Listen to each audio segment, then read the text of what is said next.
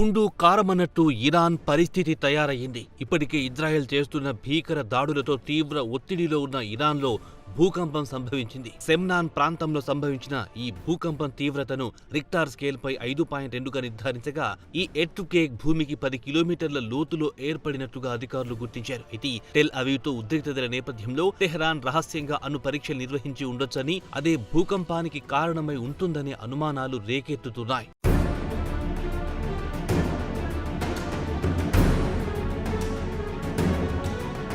ఇక ఇరాన్లోని సెమ్నాన్ ప్రావిన్స్లోనే అంతరిక్ష కేంద్రం, మిస్సైల్ కాంప్లెక్స్లున్నాయి. ఇవి రక్షణ శాఖ ఆధ్వర్యంలోనే పనిచేస్తున్నాయి. వీటికి సమీపంలోనే ఈ భూకంపం చోటు చేసుకోవడం ఈ అనుమానాలను బలపరుస్తున్నాయి. బలమైన ప్రకంపనలు ఉత్తర ఇరాన్లో అనేక ప్రాంతాలను తాకినట్టు సమాచారం. ఎటువంటి ప్రాణనష్టం సంభవించలేదని అధికార వర్గాలు వెల్లడించాయి. అయితే ప్రపంచంలో భూకంపం ముప్పు అధికంగా ఉన్న దేశాల్లో ఇరాన్ ఒకటి. అరేబియన్, యురేషియన్ టెక్టోనిక్ ప్లేట్లు కలిస్తే ఆల్పైన్ హిమాలయన్ సెస్మిక్ బెల్ట్ వెంబడి ఈ దేశం ఉండటమే ఇందుకు కారణం.